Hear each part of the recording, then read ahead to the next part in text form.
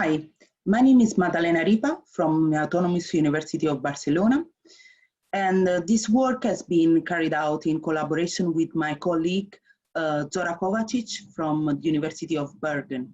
Today, I'm going to present this work examining the expectation around biofuels over 20 years. Biofuels have attracted considerable attention and raised increasing controversy regarding their competition with food production, their ability to reduce greenhouse gases emissions, and the list is open as new criticisms regarding second and third generation biofuel come up. The heterogeneous and changing classification of biofuels and the methods used to measure compliance with the sustainability criteria, as well as the changing regulatory frameworks and moving targets, have created a Tower of Babel situation in which the confusion distracts from the bigger picture. Therefore, after 20 years, there is an overall lack of scientific consensus about their sustainability. But what are biofuels? In this presentation, we use two definitions. First, biofuels as an artifact refer to the use of biomass to produce energy, mostly fuels. As technologies, biofuels are an example of silver bullet. That is a technology that has been claimed to offer win-win solutions to the double problem of reducing the consumption of fossil fuels, either to improve energy security and to mitigate climate change, and the problem of supporting economic growth and all the activities dependent on liquid fuels that cannot run on electricity. We can further distinguish between first, second, and third generation biofuels, depending on what is used as primary feedstock. It should be noted that while first generation biofuels can be produced on a commercial scale, second and third generation technologies often exist only as protocols to be tested, laboratory experiments, or even just ideas. One possible explanation for the confusion surrounding the biofuels debate lies in the confusion around the term biofuel itself and its categorization. The second definition we use in this work is that of biofuels as promise. In this case, what matters is not the material artifact, but the idea of biofuels, an environmentally friendly and renewable way of producing fuels. Biofuels as an idea respond to the difficult task of contrasting yet legitimate policy needs, such as supporting economic activity and protecting the environment. Biofuels as a promise provide a way out of this policy impasse. The promise of a technical solution makes it possible not to choose between different policy goals. This function is particularly important in the context of interaction between different policy domains, or what has been defined as the nexus between water, food, and energy. Because of the importance of biofuels in the policy process, this technology has persisted in spite of controversies, criticism, and even discontinuities in policy support. From a policy point of view, biofuels are primarily an idea, which responds to the institutional need to provide solutions to policy problems. And they provide narratives that simplify complex situations, such as the need to balance different policy goals. And in this way, creating expectation about the future, such as we can be sustainable. In the following slide, we will go over the policy history of biofuel in some more details. So we studied the persistent presence presence of biofuels in the European sustainability agenda using the framework of sociology of expectation. We here focus on the emerging biofuel expectation and promises and how they changed over time. The case study investigates the evolution of biofuel discourses in Europe in the last 20 years. In fact, Europe has consistently supported biofuel despite increasing scientific evidence against their actual impact. The premise of the analysis was to ask, why do some solutions persist even as they have persistently failed once materialized? These changes provide a useful framework to grasp how new emerging narratives have a role to play for explaining the permanence of policy ideas in a context of discontinuities of directives, subsidies, and reversal of targets. The expectations on biofuels are here analyzed by media analysis. Euractiv has been chosen because it is firmly established as the favorite online platform for Brussels and for national professionals in EU policies.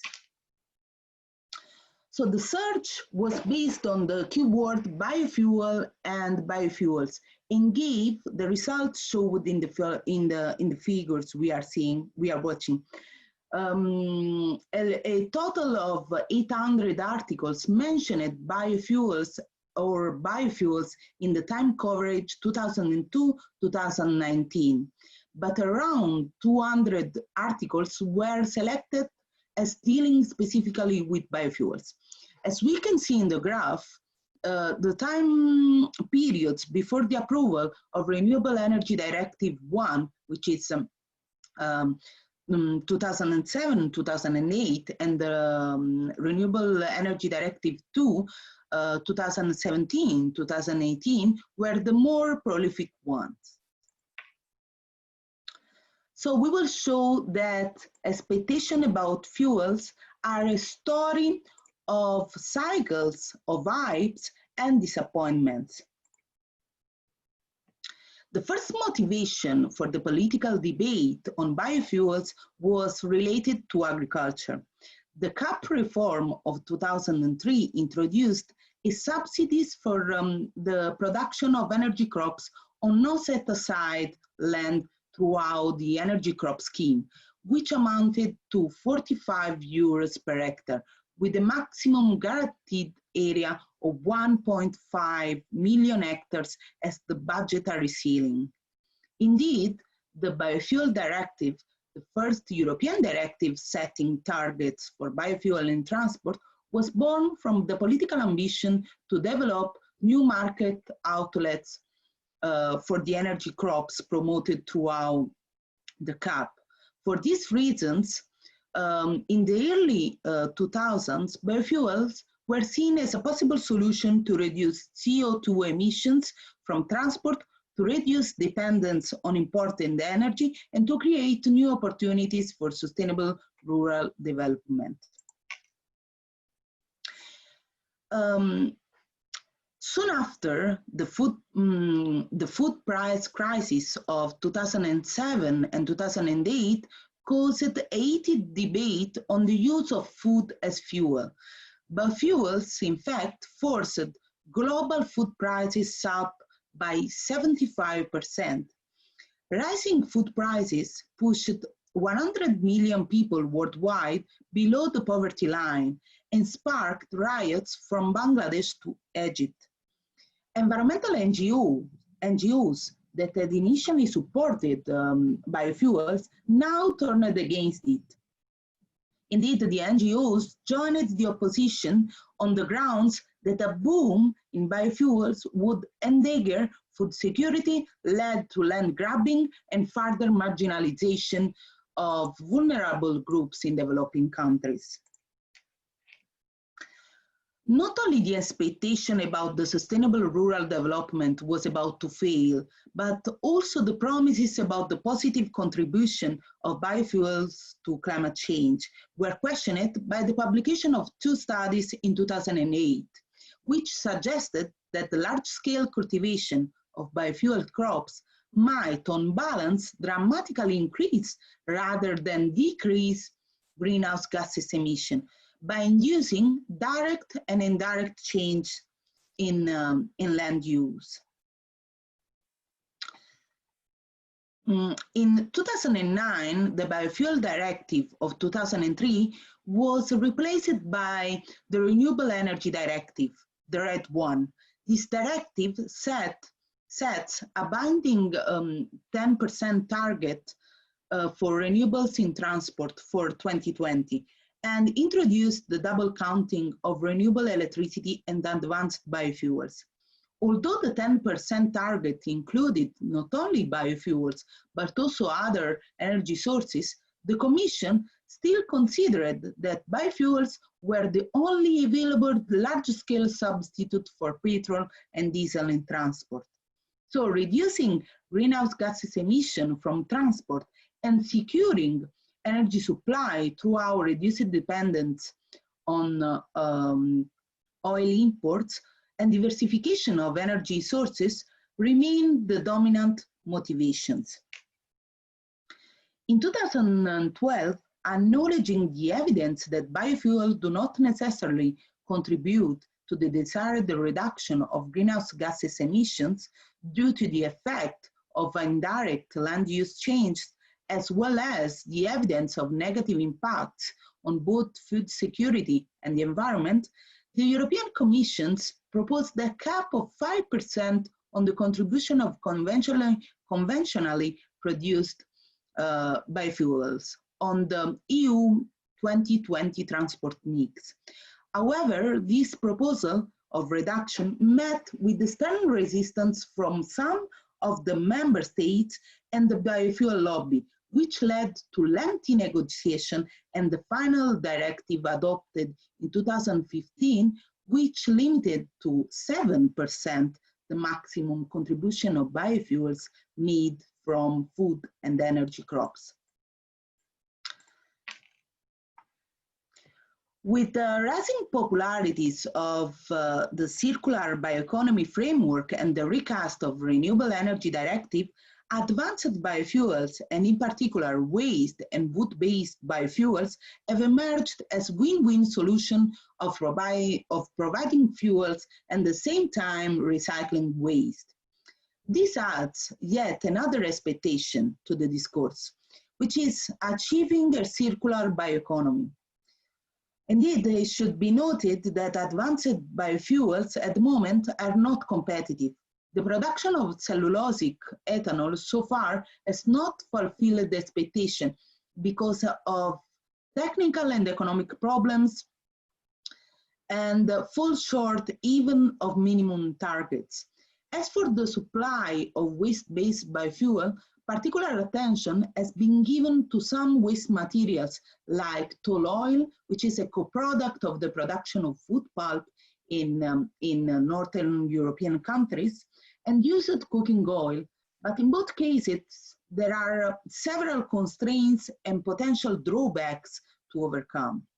For instance, used cooking oil in Europe is only available in small quantities and difficult and expensive to collect. In fact, today, 62% of used cooking oil processed in Europe is import, and out of that, 75% comes from Asia.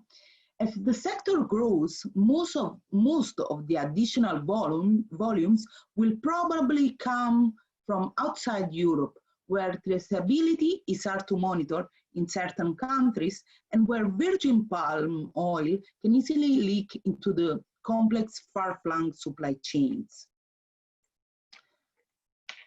So in conclusion, in the analysis of expectation, we found several cycles of hypes associated with the promise of a new generation of biofuels and disappointments associated with the criticism controversies, and side effects of biofuels that go from the promise phase to the artifact phase.